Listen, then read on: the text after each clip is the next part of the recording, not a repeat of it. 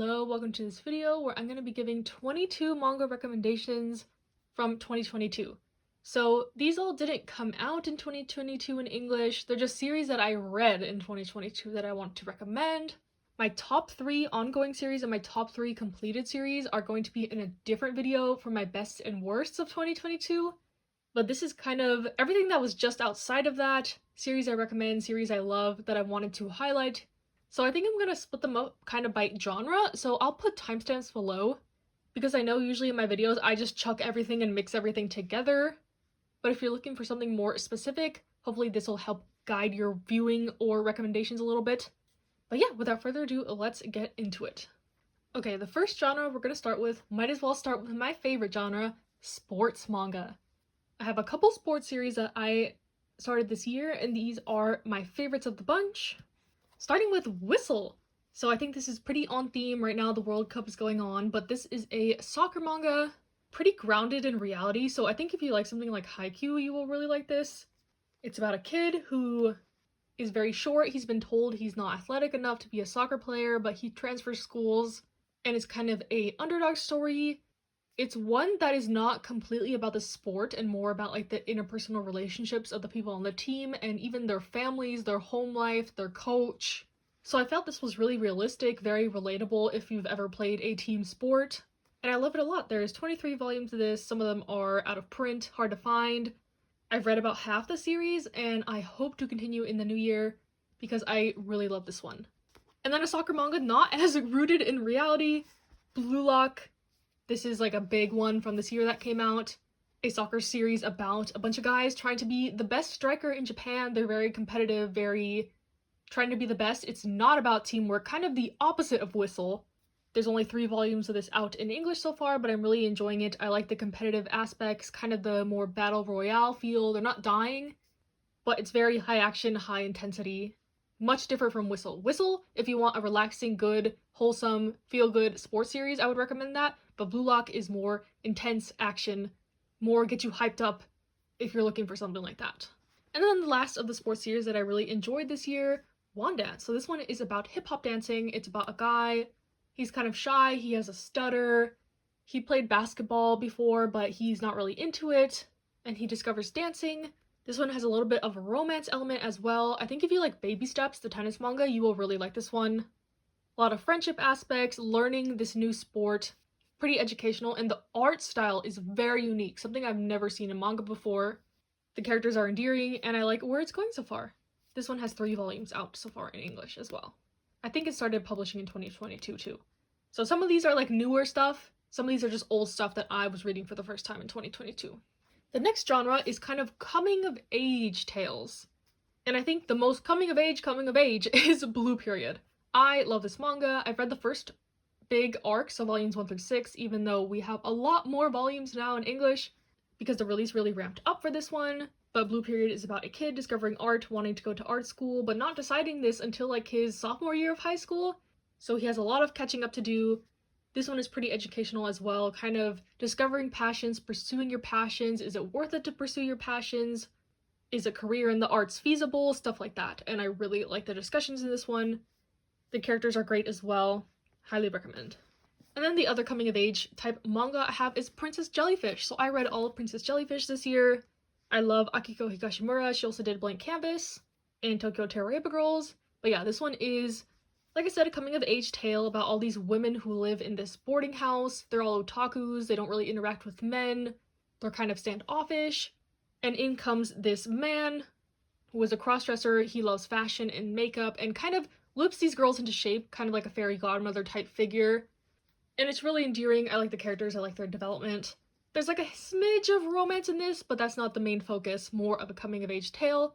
But all the characters are already adults, so I think that makes it more interesting as well. Even adults have lots of growing and changing they could do, so I like that perspective from this manga.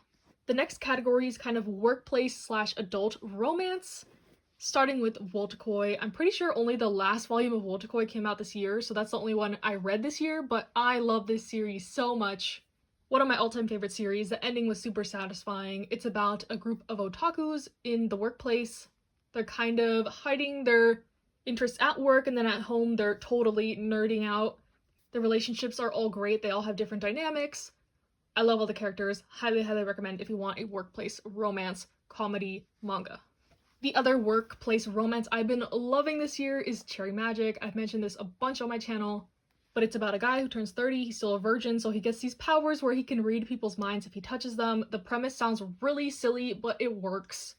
Turns out the most handsome, sought-after guy in the company has a crush on him, and it's about their love story and kind of figuring out this whole mind-reading thing, coming to accept himself and love himself. Like, how could this guy like me? I'm so ugly, I'm so boring, I'm so whatever. So it's kind of a also coming-of-age self-discovery story as well as a romance, first love. Really cute. I really enjoy this one. It is rated explicit, but nothing explicit has happened so far in the manga at least. So I would say this is okay to read for a younger audience as well, but if you want to be really careful about it, I would maybe only recommend this for adults. Next, just a more like adult romance, not necessarily a workplace, Restart After Coming Back Home, and then the sequel, Restart After Growing Hungry. This one is about a guy who leaves his job and goes back to his hometown in the countryside, meets this guy who kind of moved to the countryside while he was away, how their relationship progresses, kind of a good look into being gay in Japan, very realistic in my opinion. Highly recommend. Their relationship is adorable, and I do tend to like more adult romances in general. Not necessarily explicit, I don't read a lot of explicit material, but when the characters are older, it is more relatable to me and more enjoyable to read. Next, for the last of the adult romances, we have A Sign of Affection. The characters are in college, so they're like 18, 19, 20, not too old, but the college setting is really nice. This one is a butterfly-inducing romance. The main character is deaf, so there's also the aspect of sign language, and it's an interesting perspective. I really enjoy it. I like this author's other works as well, like Hibichocho, which is coming out in 2023. Look out for my most anticipated releases of 2023 video, that will be on it, but yeah. Sign of Affection, highly recommend. Don't have much more to say about this one. It is very popular and for good reason. Next, we kind of have the slice of life comedy genre. This is another genre I really enjoy, and starting with we have Monthly Girls Nozaki-kun. This one is a little bit of a rom-com, but way more comedy than romance, so I felt it fit better in this category. But this one is about a guy who draws shoujo manga. He's in high school and kind of takes inspiration for his manga from his friends and just events that happen in his daily life. And this one is hilarious to me. I know some people recently haven't thought the comedy was all that, but to me it's funny, it's adorable. I love all the characters, their shenanigans are hilarious, and I highly recommend if you want a episodic, slice of life, comedy with a little bit of romance sprinkled in series. Next, more on like the slice of life than comedy, even though it does have its comedic moments, we have The Yakuza's Guide to Babysitting. This was definitely a standout from this year for me. I love Yakuza plots, kid, family dynamic, manga as well, so this is like the best of both worlds for me. It's about this guy who is a Yakuza. He kind of terrorizes the town, so his boss tasks him to take care of his daughter, to kind of like rein him in, teach him some family values, stuff like that. And it's really adorable, really cute, with a little bit of danger aspects because they are in the Yakuza. He's not just like some random guy who is her babysitter. Also, I like that I'm supporting a smaller publisher with this release from Culton Books. This was one of their first series, and I hope it's doing well for them. I hope a lot of people are checking this out because I am really enjoying it. And then lastly, in the like slice of life comedy genre, we have Silver Spoon. So I did finish Silver Spoon this year. It's one I was taking my time with, and I adore this series. It's about a guy moving to the countryside from the city. He has a bit of a rough home life, so he just wanted to get away, try something new, and that something new is going to an agricultural high school when he knows nothing about agriculture. It was just the easiest way for him to get out of the city. So he applied, he got in, and now he's here, so what now? And yeah, I love this one. Coming of age story as well. Little bit of romance, slice of life. Just a very nice, relaxing series. I highly recommend this one. I love it, especially if you want a slow-paced series and kind of a great look into the Japanese agriculture industry, but trigger for some like butchering and death of animals type stuff because they are on a farm, and this covers a lot of topics related to farm life, raising livestock, etc. Also very educational, and it's cool that the author was raised on a farm, so she's very knowledgeable about the topics. Much different from her other works like Fullmetal Alchemist, but I still highly recommend Silver Spoon. Next, we're going to move to the high school romance. So there's not as many of these since, like I mentioned, I am more of a fan of adults in romance, but this was kind of a surprising little release for me. Hello Melancholic. I really like this one. It's about these two girls in high school. This one's more shy, this one's more outgoing, and she recruits her to be in the kind of band club at their school. She plays the trombone, which is also really cool. I was in band growing up, so I found some of the things pretty relatable in here. I like their dynamic. I think it's cute. I also like the side couple in this. Their dynamic is really interesting. I've never seen this in like a girls love manga before. It can be a little bit controversial to some people. They're in like a friends with benefits relationship, and you see that turn into something more, so it's like a catching feelings when you weren't supposed to be having feelings in the first place, you know, dynamic. So I think it's really interesting. I like the ideas explored in this one. This one's only going to be 3 volumes with 2 out so far. I think the 3rd volume comes out in December this year, so definitely anticipating that one. I recommend this one if you want something a little bit different with your high school romance manga. And one that's not as different, it's kind of not so unique, but it is so endearing, and I really do love this manga, Sasaki and Miyano.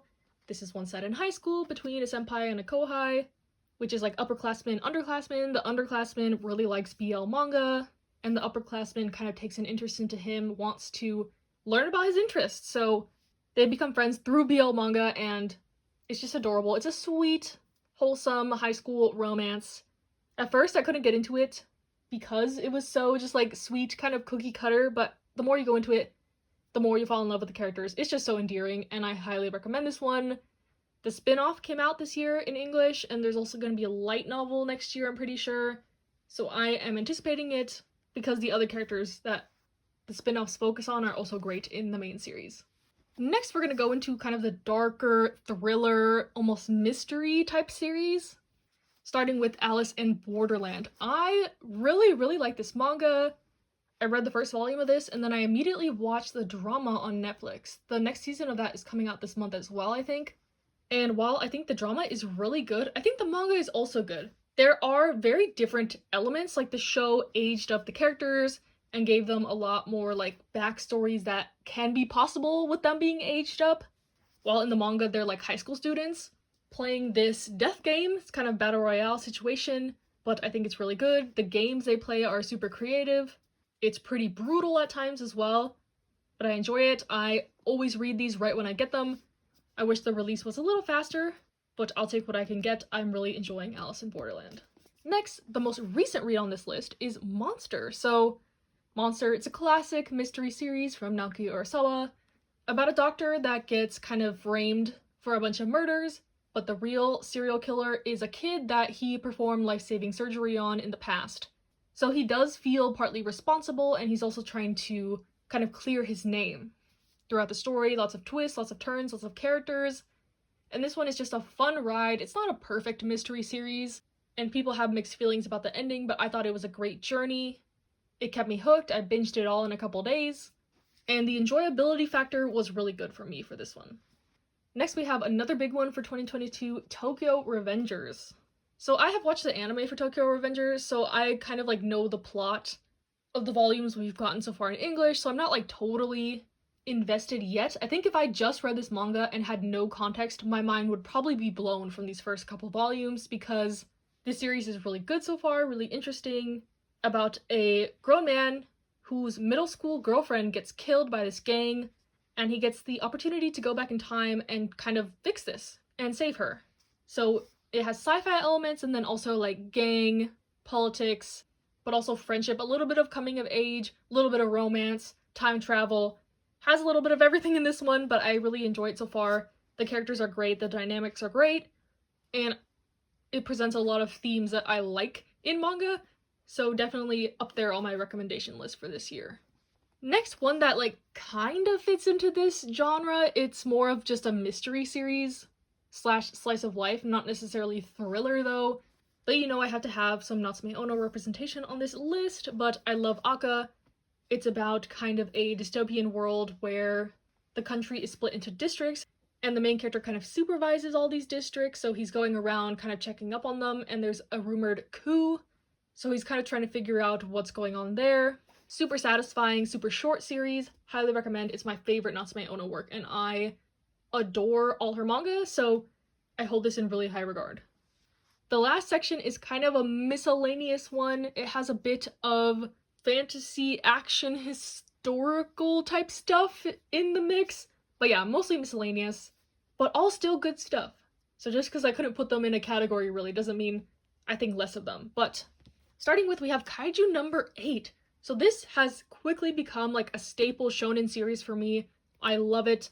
The premise is kind of basic, but I think it's executed really well. It's about a guy who lives in this world in Japan where there's a bunch of kaiju, which are like giant monsters, and he's part of the team that cleans up their carcasses after the like hero squad defeats them. But he's always wanted to be on this defense hero squad. But in a turn of events, he actually ends up being able to turn into a kaiju, and it's about him kind of trying to conceal his identity while also wanting to fight other kaiju. A little bit of mystery involved, very action heavy. I like the characters. There's some comedy as well, and I highly recommend. Next, tying into kind of a fantasy, because Kaiju number 8 is kind of fantasy, like we don't have kaiju around. But Totally About Hanako-kun, I've talked about this quite a bit recently. I love this series. It's a dark fantasy manga about ghosts and spirits. The main character comes in contact with this ghost at her school, and they're trying to solve these 7 mysteries around the school.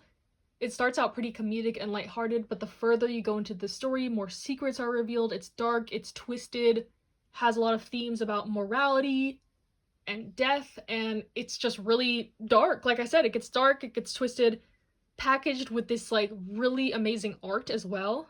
So yeah, highly recommend Totally About Hanako-kun. Maybe I should put this as like the great art section, because the next work also has really amazing art, and that is Witch Hat Atelier. Yes, this one is a fantasy series about witches, and it's pretty similar to Totally About Hanako-kun. I think if you like this one, you will like Totally About Hanako-kun and vice versa. It is seemingly this like cutesy witch story, but another one that has really dark undertones. You're kind of learning about the witch world. Are the enemy or the bad witches really that bad? Like, are their ideals really wrong? Who are really the bad guys? Stuff like that. All packaged with this amazing art, like I said. So I highly recommend this one if you want a little bit of a dark fantasy series as well. And then the last series on this list, House of Five Leaves. I'll just lump this in the amazing art category, even though it's not fantasy, it's a samurai story, so it's historical. But yeah, I love House of Five Leaves. Like I said, it's a samurai story about this guy who is unemployed because he doesn't look very scary. No one wants to hire him as like a bodyguard because he's not intimidating, but he ends up falling in with this gang who kidnap people, and it's kind of about his relationships with the gang, the morality of being in the gang, some politics with his family as well.